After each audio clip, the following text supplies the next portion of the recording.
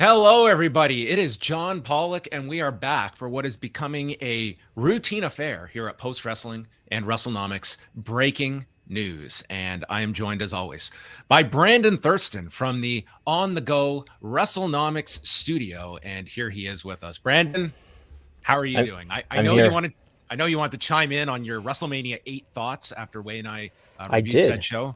That's one of the shows that I grew up with on tape on Betamax. I watched it many times on Betamax in my childhood. WrestleMania 8, of course. Yes, this was an interesting tie-in as we always go into kind of the headlines from that week, and that was the week that Now It Can Be Told airs, and that is sort of Is it?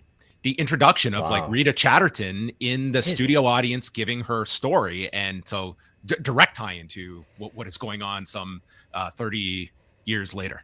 I was totally not aware of that as a 7-year-old. As I was following WWF in real time, leading up to WrestleMania 8. Very disappointed that there was no Hulk Hogan and Ric Flair match, but take the DQ finish main event as you can. Do you recall when you first? We will get to the news, but we are We're just going to gonna get to chat this. about WrestleMania 8. Yeah, no, but do you recall when you first heard about the Ring Boy scandal, when that came across your radar? Because for me, it was not until Tom Cole was on an IATA show with Dave Meltzer and Brian Alvarez, and it was just shattering to me to hear this and then dive into it. I'm like, this is horrendous. This is horror. Just it was something that I was not aware of until years into following this product. I'm guessing the first I'd ever heard of it was reading The Observer in senior year in high school, which would be like 2003 for me. Mm-hmm. Now everyone knows my age, and Dave was doing his history of the WF issues at the time, and I'm pretty sure that's when I would have first Right. learned about it. Well, I know everyone is here to hear more about Skinner and Owen Hart, but we are going to get into Yes. the news at hand, and we're sort of going to go in a bit of a chronological order. If you want to go back, Brendan and I did do a lengthy show last week reacting to the news of Vince McMahon and his power play, but several more shoes dropping in the days since we did that. So we go back to Tuesday evening when a graphic appears at Steph McMahon that reads, "About 8 months ago, I took a leave of absence and within a few weeks, unexpectedly had the opportunity of a lifetime. I had the privilege to return as the co-CEO and chairwoman of the board of WWE. I cannot put into words how proud I am to have led what I consider to be the greatest company in the world, working alongside a remarkable leadership team and one of the strongest executives I've known in my co-CEO, Nick Khan. Our founder, Vince McMahon, has returned as executive chair and is leading an exciting process regarding strategic alternatives, which is the buzz term that is in vogue right now in WWE. And with Nick's leadership and Paul Triple H Levesque as chief content officer, I'm confident WWE is in a perfect place to continue to provide unparalleled creative content and drive maximum value for shareholders. WWE is in such a strong position that I have decided to return to my leave and take it one step further with my official resignation. I look forward to cheering on WWE from the other side of the business where I started when I was a little kid, as a pure fan. I will always remain dedicated to WWE. I truly love our company, our employees, our superstars, and our fans, and I'm grateful to all of our partners. Thank you for everything. Then, now, forever, together, Steph." And she sent a very similar message to employees in an all employees email, just basically the same wording, but just adding, WWE is the success that it is because of your hard work. You are the unsung heroes. No matter your position, your work contributes to our mission and makes a difference in people's lives. Thank you for your faith and trust. It has been an honor to work alongside you. So it's we saw something similar on May 19th when she announced her temporary leave of absence, but now, just to take her words at face value, WWE is doing so well. It is so assured to do great from here on out that she's comfortable leaving permanently. That's it. There is nothing more to do. That this is such a stable company that I am going to step away completely. Now, juxtapose that with just days prior when there was an all-employee meeting held by the existing executives. And for the full transcript of this, Brandon Thurston has this up at WrestleNomics.com, some very important supplemental reading. But this is an excerpt from Stephanie's address to the employees. "The management structure stays the same. We don't want there to be, obviously, there's going to be some animosity, or not animosity, angst, natural emotions that you might feel. And we want to make sure that we're on top of this and we're communicating with you, and everyone has all the information that they need. So again, thank you to all of you. This is an exciting time. It shouldn't be a scary time. It's an exciting time for WWE. Our founder is back on the board and is going to help lead this process. And thank you to all of you. It's an exciting way to kick off 2023. Very interesting change of just what occurred this weekend. That goes from that speech to employees, whether an exit strategy was already in place, that Stephanie knew what was coming, or if this was something that came about in a rather rapid fashion that leads to Tuesday's release of Stephanie McMahon stepping down. And unlike May, Brandon, where I think there was still some thought of, is this truly the end of Stephanie and the company? You can obviously never say never, but this one feels much more permanent in the sense of her beyond being, still having her shares. Like this seems much more like a divestment of Stephanie McMahon in terms of an active role with this company and looking to a post WWE career.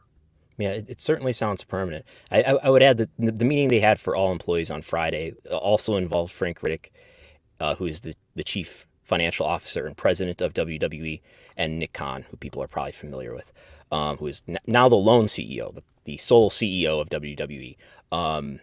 And their message was very much that everything day to day is staying the same. They named specifically that Nick and Frank and Stephanie and Paul and Kevin Dunn are not changing their positions. They're not out of their positions. They're still there. And then we have, several days later, Stephanie is gone permanently. So I view it in the context of when she took her leave in May. She did this before the public knew about the investigation into the misconduct of Vince McMahon and John Laurinaitis. She is a member of the board of directors. Presumably, she would have been aware of the investigation. And now that when Vince temporarily stepped down, it was Stephanie stepping into his place as interim CEO and interim chairwoman. And now that Vince has made his comeback, at least to the board, I see no reason yet to believe that Vince is an employee. But now that he has made his return to the company in some capacity, several days later, she's right back out again, which I don't know, points to me that maybe there are at least professional issues and differences between Stephanie and Vince, but I don't know. There's obviously the thought out there as well of what role Stephanie McMahon plays in this structure once Vince McMahon is back, and does it just become a factor of one or the other? Vince McMahon is back and thus she is out. But again, this was a very strong message that they gave on Friday. You have Nick Khan stating, Stephanie is in her role, I'm in mine, Frank is in his. Like, this is all Friday. You have these email exchanges come out of this power struggle with Vince McMahon ultimately threatening the viability of the company through its media rights deal and a potential sale unless he is back in power. The board of directors unanimously decreeing that he should not be back in any position of power, and yet he is. And then it is suddenly, hey, we're all on the same boat here. We do not want to be creating chaos to the outside to disrupt any of this, despite our dirty laundry being aired. And then suddenly this is thrown in there. It's definitely chaotic from the outside, but it seems that any chaos is somewhat quelled by this potential of a sale that has led to the stock price skyrocketing and remaining there as we speak. I mean, they were trading as high as over $92 this morning. They're trading around 88 and change. So it is still on a very high level as we are speaking now. Yeah, the last I looked, the stock is down 1 or 2% from yesterday. But yeah, I know at least the some of the employees that I'm in contact with, this is causing a lot of anxiety. I'm sure, yes. Partly because, who even knows what happens if a transaction happens and the company is bought or acquired or merged or whatever it is, does that lead to layoffs? But just the uncertainty. I think Stephanie was a really well-liked executive in the company, and who had good relationships with employees. But yeah, and I don't know if you're going to get to it, but on the same night yesterday, just, minutes after she made her tweet announcing that she's leaving the company, WWE put out a press release saying that Vince McMahon was unanimously elected by the board to be the executive chairman. So she's no longer on the board. The press release made that clear. When she took her temporary leave of absence in May, she left as an executive. Her title at that time was Chief Brand Officer, but she did not leave as a member of the board of directors, which she had already been. She is now no longer a member of the board of directors. Like I pointed out last night, just before the scandal involving Vince McMahon broke, there were 11 members of the board of directors. There are now 6 of them who are left. So there's been a lot of turnover on this board. As George Barrios and Michelle Wilson have come back, and several have either been removed or have resigned in recent days. So a lot of change to the board, and notably, the board, according to the press release, unanimously elected Vince McMahon as the executive chairman after, I know there's different composition just a few days ago, after on December 27th, they wrote the letter to Vince saying, we unanimously agree that you should not come back. Yeah, and to go further than that, I mean, this is December 27th, so we're only talking about 2 weeks ago that the board sends Vince a response that states it's our unanimous view that your return to the company at this time, while government investigations into your conduct by the U.S. Attorney's Office and SEC are still pending, would not be prudent from a shareholder value perspective. Now, that line alone, you could certainly argue, incorrect in their assessment, because they were not expecting that like the sale was going to be the ultimate barometer for how this would be viewed, and that it's been tremendous for shareholder value to Vince coming back, but also adding this determination is based on a variety of factors, including non-public information the board has become aware of and the risks to the company and its shareholders of placing a greater spotlight, i.e. any spotlight, on these issues for these unknown non-public info that the board has uncovered. As much of a threat as the board is going to come out with in this language towards Vince, that listen, there's more where this has come from based on your assumption of what this information could be, but damaging to Vince McMahon and by extension its shareholders if he was in a position that he is now finding himself in. Right, and you would think that the allegations against Vince McMahon and this notion that the board may be aware of additional information that would be detrimental to him and the company would be an impediment to making a deal. But the stock market doesn't necessarily see it that way, because the stock price has gone up so much in the last few days and really since all this news broke. I mean, the wider trend is more about the notion of a sale period, and what's happened more recently, I guess you could argue, is more about the increased certainty that there's going to be a sale or some sort of M&A transaction. So if you're keeping your scorecard, you're probably doing a lot of crossing out when it comes to the board of directors, but the latest roll call sees outgoing members Stephanie McMahon, Manjeet Singh, who was the lead investigator into all of the allegations against Vince McMahon, Ignace Lahoud, Joe Ellen Lyons Dillon, Jeffrey Speed, and Alan Wexler. And replacing several of those seats include Vince McMahon, George Barrios, and Michelle Wilson. So at least in the interim, there are open seats on this board of directors. And certainly it has been a very chaotic overhaul of this board of directors that Vince McMahon has pulled off here, and done so as well that you pointed out, Brandon, the fact that he is being backed by a law firm that is not the legal firm that has been attached to the McMahon family going back decades. Yeah, I'm pretty sure that if he was represented here by K&L Gates, by his famous lawyer Jerry McDivitt, that's probably a conflict of interest because K&L Gates has represented and currently represents in lawsuits like the MLW lawsuit, represents WWE, has represented Vince McMahon, has represented the board of directors. So yeah, probably a good idea to have separate representation. Kirkland Ellis is the name of the law firm. Yes, which they, you noted they put out a kind of announcement there. They are representing Vince, and there are an army of lawyers representing 14 Vince or 15 lawyers are named. And if you go to if you just Google search Kirkland Ellis, Vince McMahon, you'll find a page from the law firm's website, just sort of, linking to the actual press release from Vince McMahon himself, and then listing these 15 or 14 lawyers who are involved in his situation, apparently. Yes, we Vince McMahon's legal team. You are fielding a baseball team with with an entire roster of starting pitchers as well. If you are looking for this, so that's the latest on the Vince McMahon front.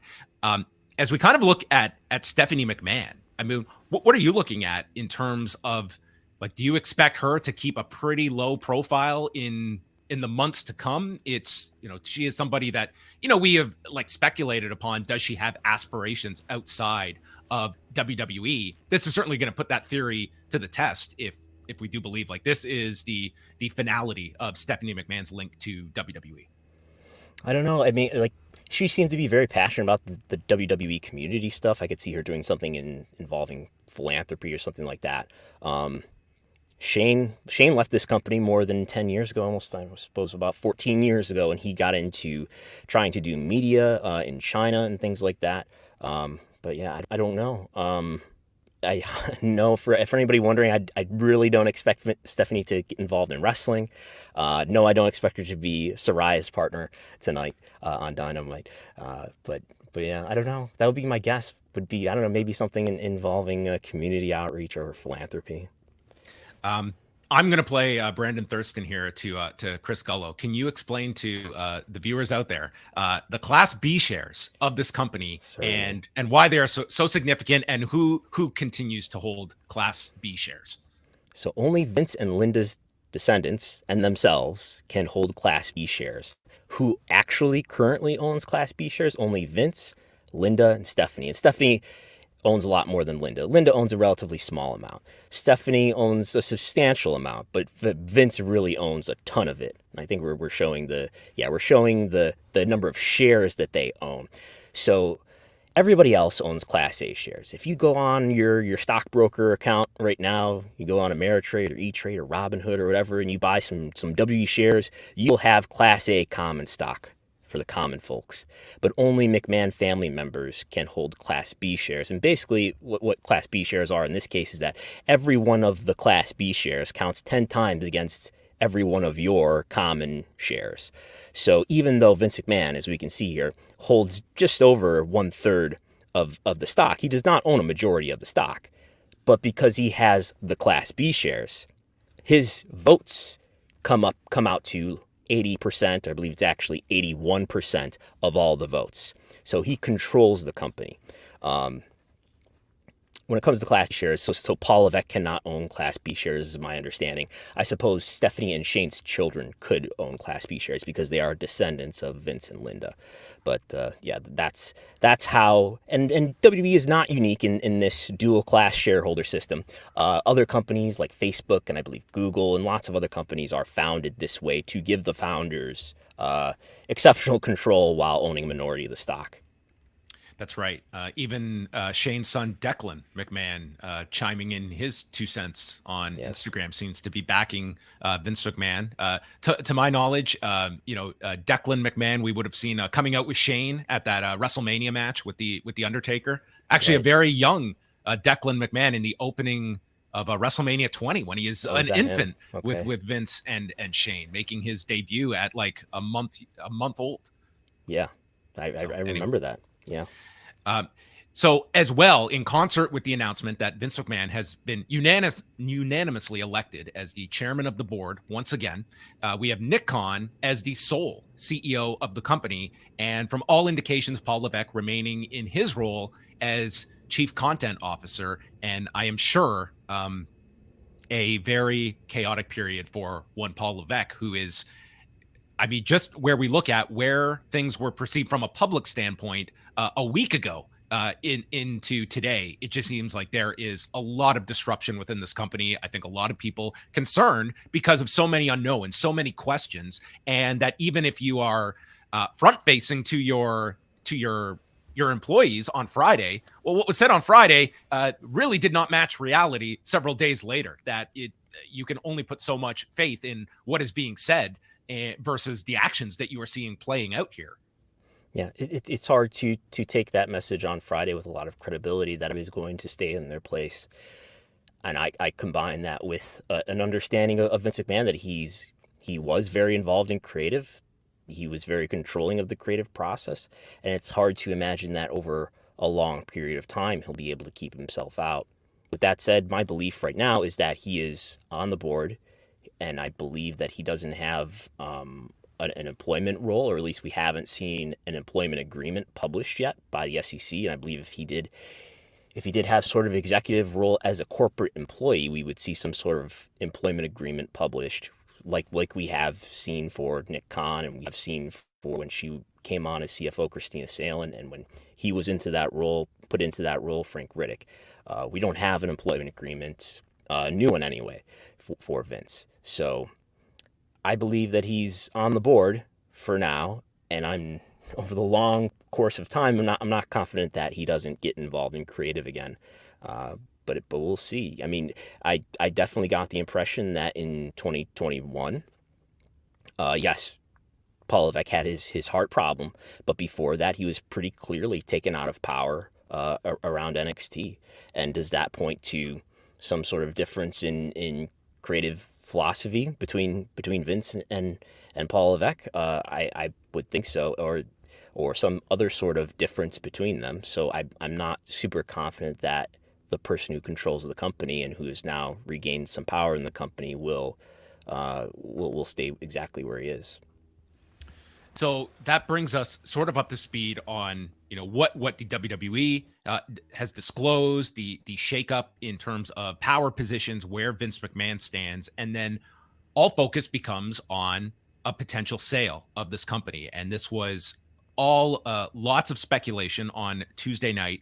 What we can say today is that a lot of outlets and reporters, including Brandon, that I am very confident in as well, is that no sale has occurred, that this company has not been sold yet, which would certainly line up with the fact that it was just days ago that we saw the report that they had hired JP Morgan to begin exploring sales talks, and the idea to pull off something this grand in such quick fashion would seem extremely, extremely difficult. But that's not to say that this is all trending in that direction. Whether a sale occurs, who it is sold to, that is all up for debate. But where do you stand right now, Brandon, when it comes to the sale? Because everything related to the stock is tied to this sale that I think the last 24 hours has only sped up the demand for news on this subject, and maybe a little less leeway than we were talking about on Friday that this company has to execute such a sale. Like, is there going to be that patience with the stock? Well, I think the timing is around the spring. They either renew the TV rights deal or they make some transaction with the company, and I think we know by then. That's sort of they're not going to renew TV rights for Raw and SmackDown and then some time later make a company transaction. I don't believe that's how it's going to go. And Nick Khan in the meeting basically said words to that effect, that they can't make a TV deal and then go make a company sale. So I think spring is roughly the time frame that I would expect one of those two things to happen. I watched Twitter unravel last night, and people speculate / maybe report that WWE was near a deal with Saudi Arabia, who I think is a plausible suitor to buy the company. They own Newcastle United. They're involved in funding the Live Golf, new golf league to compete with the PGA. But so I've asked someone who I think would know, and it was strongly denied to me that is a thing that is anywhere near happening. I don't believe that there are any advanced negotiations between WWE and Saudi organizations for a company transaction, and I don't believe that there's any agreement in principle or anything like that between WWE and Saudi Arabia for the company to be taken private or to be bought. I think a transaction like that make a lot of sense for Vince McMahon and his situation and maybe what he wants. I could see him from his perspective viewing that as far as taking the company private, taking the company public, which he did in 1999, and being overseen by the SEC has, made this scandal more of a problem for him than it would be otherwise, particularly when we think about the financial aspect of this story and the fact that Vince McMahon used personal money to pay for NDAs to keep several women silent about the allegations against him. That should have been recorded as company expense because it was meant to protect the company. If WWE is a private company still, that particular issue, the financial issue, is probably not as big or maybe any issue for him. But anyway, I don't think a transaction between the Saudis and WWE is imminent or in any sort of advanced process at this point. Is it going to happen someday? Maybe. It is. There are dots to connect in terms of, when you look at the Saudi event deal that was made and that we're currently, WWE is currently under, that was made in 2018 to do 2 events a year, $100 million a year. That deal was made when George Barris and Michelle Summer were the number 2 and number 3 executives in the company, and they're back on the board. So there's some dots to connect here, but I see no reason to believe that this is any more advanced than any other deal that WWE is making. And I think that they are exploring various possibilities, including a sale of the company and maybe a merger of the company if it's something smaller like Endeavor perhaps, or maybe taking it private, or not doing anything and just continuing as they are as a public company controlled by Vince McMahon. And I don't know if Vince favors any of those outcomes more than others, and I don't know if certain executives favor any of those outcomes. So, yeah, it does become, an increasing interesting question. I would say that if you are looking at the Saudi Arabia Public Investment Fund, of how much more difficult that becomes, because you are still contingent on executing these television rights deals, and what is the appetite for these US broadcasters to be in business with a Saudi Arabian owned WWE as opposed to its current makeup, or being owned by an Endeavor, for instance. And that becomes a very tricky question when we have seen, Live Golf, for a multitude of reasons, that it has had struggles when it comes to securing a television deal. Now, WWE is, I would say, much more ingrained. And if you're looking at Comcast, very much tied to Raw on the USA Network. And it brings about a lot of questions. I always caution myself when it comes to just kind of getting around moral improprieties that get in the way of business. I think if you are somebody that holds that standard, you are going to be left empty, I think, at the end of it. So I look at that as, not a question to dismiss, but one that is worth throwing out there, as opposed to, a sale to some of these other candidates that we have seen, that it's just a different, I would say, level of comfort that some of these broadcasters would have being in business with, and what these programs would become. Like, what is this investment fund in Saudi Arabia? What are they buying? What are they expecting out of this when it comes to their projection to a worldwide audience? If any of the potential suitors that have been thrown around, which are any of Comcast, Fox, Netflix, Amazon, Endeavor, Liberty Media, Redbird Capital, any of those, if any of them are going to have the least amount of a problem, I suppose, with Vince McMahon's moral improprieties, perhaps it's the Saudi government, because they have their own moral issues.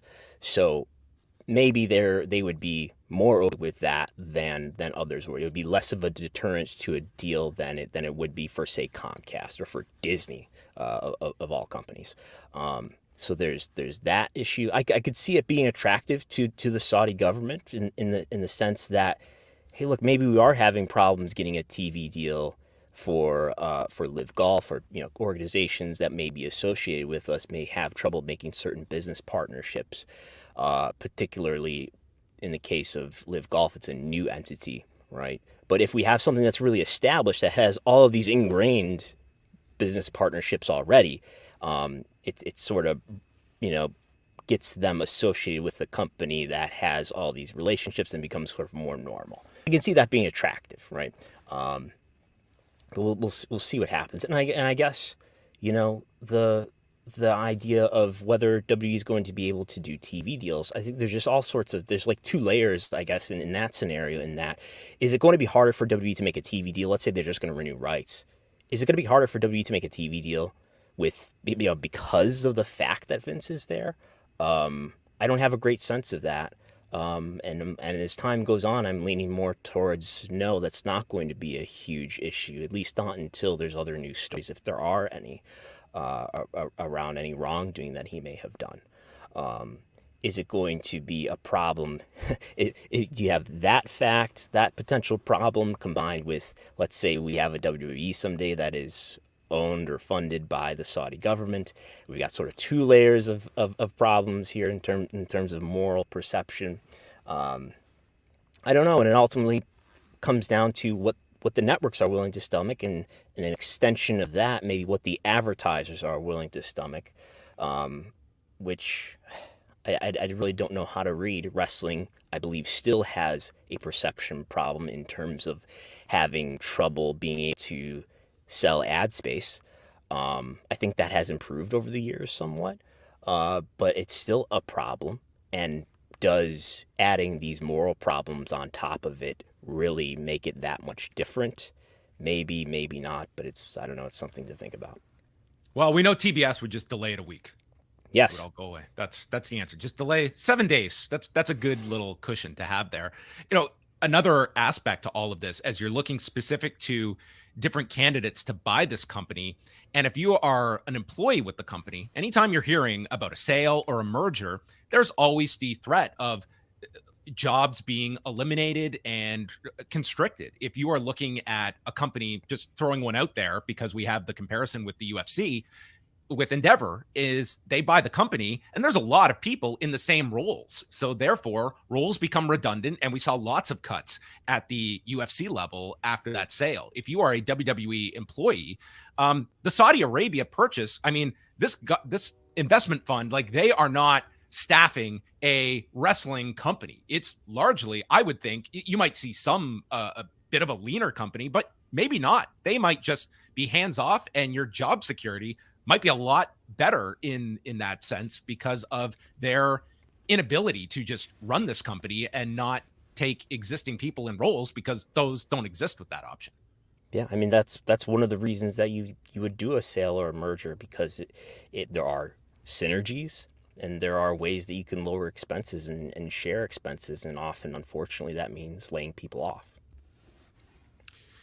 So at that point, that is where the latest is on the sale discussions. A big name in all of this, that we've spoken about a bit, is Nick Khan. He is in the middle of a 5-year agreement with WWE. He is now the lone CEO of the company, and is one that I would say is, along with Vince McMahon, are going to be the ones spearheading all of these important talks. And I think it is worth asking that we are now looking at a WWE without Stephanie McMahon, and Vince McMahon, who is closing in on 78 years old, that he will turn this year.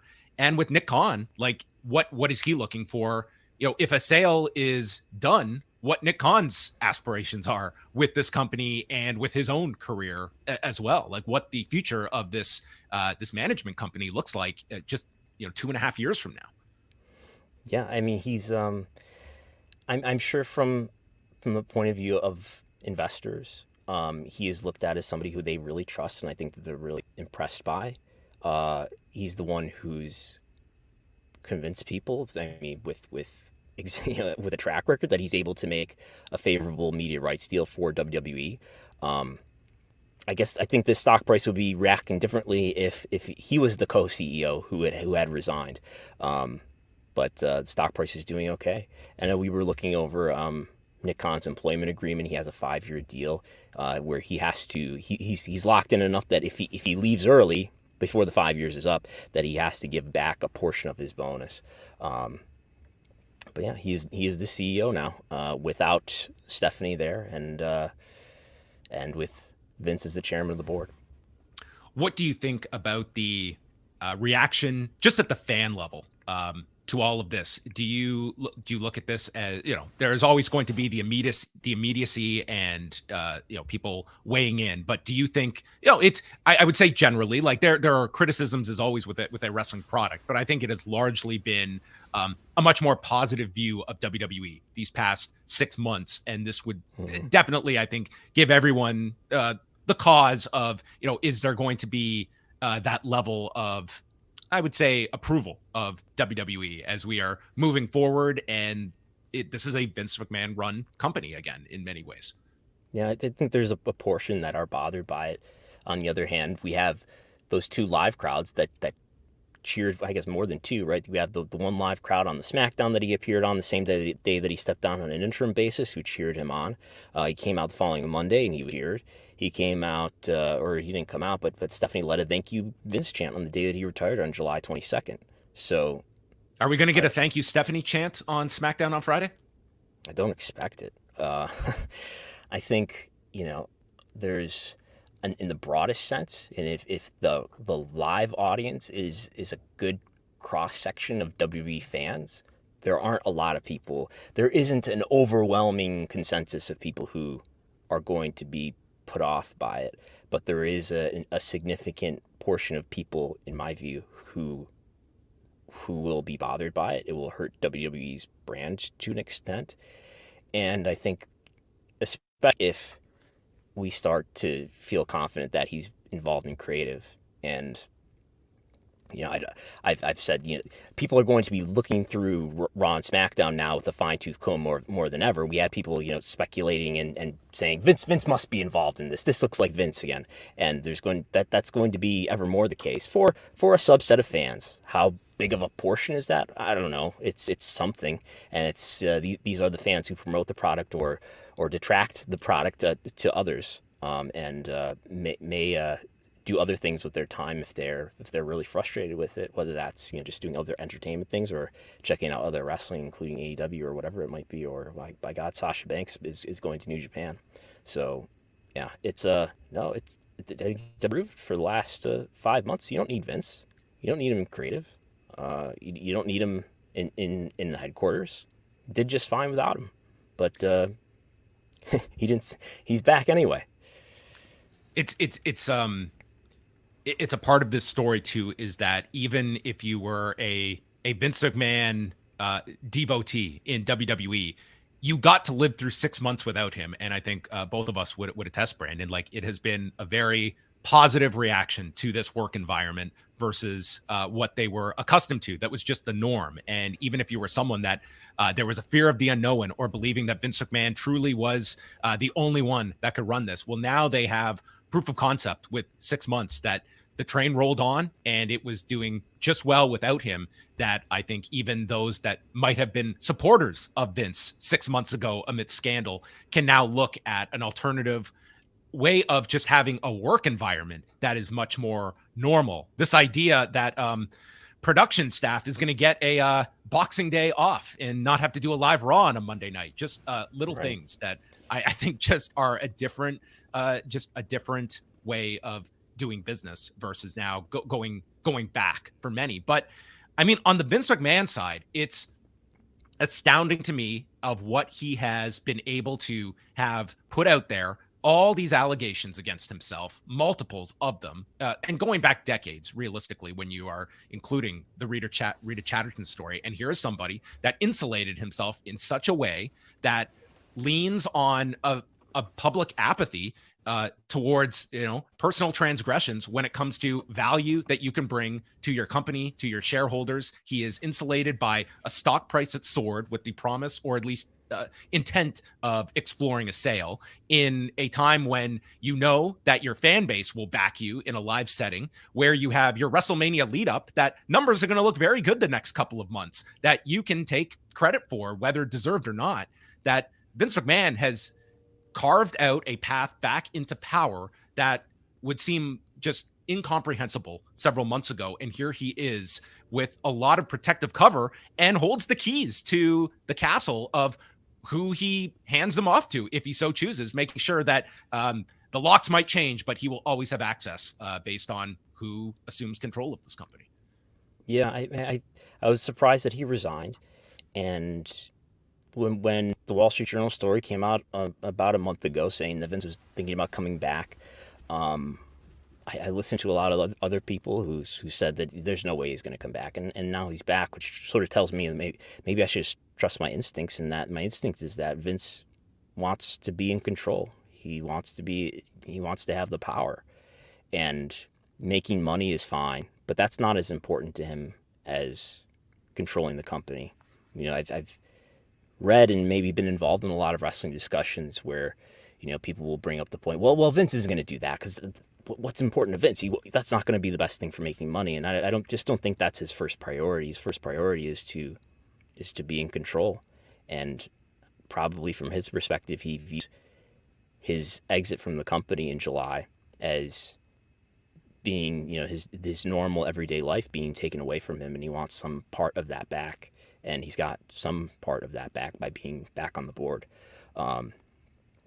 and being back in control of the company that he founded. And according to his comments so far in the press release and other comments he's made elsewhere, and the words of his that we've read in the written communication between him and the board, I mean, he doesn't express anything along the lines of regret for his alleged misconduct or any contrition or anything like that, and he probably doesn't feel that he's done anything wrong, and he shouldn't have resigned because he probably feels that he didn't do anything worth resigning over. That seems to be the only lesson that is his takeaway. Is I took bad advice. I could have withstood all of this. I mean, it's a pretty callous view, but one that he is not getting any pushback to his belief, and is back. We have a few super chats here that we will just get to here from Carl, who writes, appreciating Vince probably has the biggest say in WWE's actual sale. How much power does Nick Khan really have as CEO? Thank you guys for the great content. Thank you for the super chat, Carl. Yeah, I guess from just a kind of outside view, Brandon, like Nick Khan's, how much Vince leans on Nick Khan, very complimentary to him in the press release. And he is somebody that I think has an enormous value to these negotiations. But does Vince McMahon have that faith in Nick Khan and deferring to him on some of these more complex deals that they are exploring? When it comes to these big deals that we're talking about, Vince has to approve of all of it. He's written that he has to approve of a media rights deal into the bylaws of the board of directors. So he has to explicitly approve. I don't know that he's going to be involved in the meetings. I don't know that he's going to be very involved in making the deal. And Nick Khan will be very involved in that, and people around Nick Khan will be very involved in that. He's going to make the deals, and Vince has to at least approve of them if involved in them. Certainly when it comes to a company transaction, Vince is going to be the one that has to approve of it. But others, I'm sure, will be very involved. But Vince has the power, and I think Nick Khan is still the CEO, and he's still the one who's going to ultimately be the lead executive and is going to, approve of and oversee the operations of the company. Yes. The pressing question that is being asked by Sal. Our official prediction is Mercedes on Dynamite. I believe they're in the Kia forum, so it would be a Kia or Mercedes. What would be appearing tonight? Are you going to be tuning into Dynamite tonight, Brandon? Probably. Yeah, I would expect her to be there. I think that if she was not going to be on the show tonight, that AEW would have made more of an effort to deny that she was coming in, which hasn't happened. We'll close on this is, of course, the requisite question is how this impacts AEW. But do you look at any potential avenue for WWE in these sales talks that in one way or another greatly benefit AEW over other options? I mean, when it comes to, their rights being due as well, and sort of where they fit in here. I think that there is, I think like there is an underappreciated point when it comes to just perception value. And I think WWE's perception really extended itself over these last 6 months, where we saw, sort of AEW take a clear number 2 position. But to its fan base, I think that there will be some that view this as an unwillingness to go along with this trajectory for WWE. And does AEW pick up some goodwill, at least among the fan level? They continue, they sort of get to reestablish themselves as an alternative, perhaps, especially if Vince comes back to creative, because the more that there are people who are dissatisfied with WWE, the more that brand is a problem for people. And while those people still like wrestling and want some sort of wrestling to engage with, the more useful and needful AEW is. If I were AEW, I would be, hoping that, they get taken private by the Saudis, and that their brand continues to have problems, and that they're looked at it as an amoral entity. And then you have AEW that's a better, at least, alternative. And perhaps there's going to be talent that's not going to be happy. I mean, just this uncertainty alone is causing a lot of anxiety and morale issues. But if Vince comes back to heading creative and gets involved in talent, and talent gets released and things like that, I mean, there's more talent available for AEW. I mean, they've gotten more talent than they need in the first place at the moment. But if talent cannot readily feel creatively satisfied in the biggest company in the world, then there's an alternative that's got more of a use to it, and that makes AEW and other wrestling organizations better able to recruit talent. All right. My apologies. We're just getting a few more super chats rolling in here. Would Vince be allowed to cut a side deal with Saudi in the 6 months that he was gone? Could Vince be manufacturing something behind the scenes all these? I mean, as you know, controlling. I cannot speak here from expertise here in this field, but I mean, there's essentially he has always been the controlling shareholder throughout this entire period. There would be nothing. He would obviously have to present this to the board, but I'm not aware of anything that would prohibit him from engaging in discussions, whether they be back channel or official. I suppose it's possible, but I don't believe it's happening. We got a prediction of NBCU buying WWE.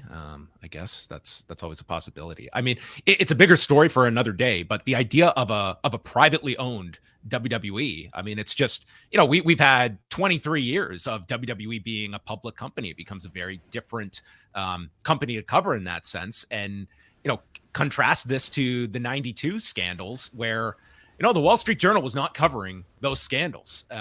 It was a private company, and it was largely left to wrestling newsletters, daytime talk shows, and, you know, Phil Mushnick, who's a columnist with the New York Post, with a few, you know, newspaper coverage, but not like this coverage we saw over these past 6 months, specific to the Wall Street Journal covering this. And if you take that out of the equation, again, I don't think these allegations are even coming to light.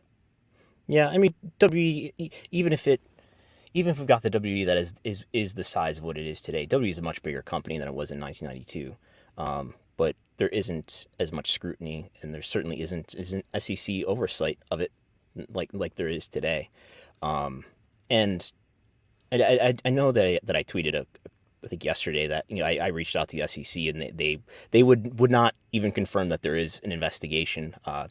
But the letter written by the board to Vince alludes to the investigation, and there have been reports from Wall Street Journal too. So I don't think there's any reason to doubt that the SEC is investigating Vince and or the company, and I don't think there's any reason to doubt that U.S. attorneys' offices are investigating Vince and or the company either. But yes, I could see very much in Vince's view the idea that, you know, if I would have just never gone private, or if I just never gone public, then, you know, I would be avoiding a lot of these problems. All right, we're going to wrap it up there. Of course, this is always an evolving story. I'm sure we will be checking back with Brandon in the days and weeks to come with more breaking news. But I do encourage everyone to check out Wrestlenomics.com, patreon.com/Wrestlenomics. And Brandon, you will be back this Thursday? Yes, Chris Cole and I will be doing a Wrestlenomics 30 episode. That'll be out for subscribers only. We'll be back with Wrestlenomics Radio, as always, on the Wrestlenomics YouTube channel at 11 o'clock a.m. Eastern, as well as on the Wrestlenomics podcast feed. And everyone should check out the Post Wrestling Cafe. I guess for my listeners who may be listening on Wrestlenomics, you should join me and be a member of the Post Wrestling Cafe and get access to all the post wrestling stuff, including their SmackDown and Rampage reviews and things of that nature. Well, thank you kindly. Yes, we do have a show, and yes, we cover WrestleMania 8, but also going into the 1992 scandals as well on that show at the top with myself and Wei Ting. And we will be back tonight at 10 Eastern here on the channel after Dynamite from the Kia Forum. We will discuss all the fallout of that and any more that comes on this news subject. So as always, a big thank you to Brandon Thurston and all of you for joining us live, and that will wrap up our breaking news edition.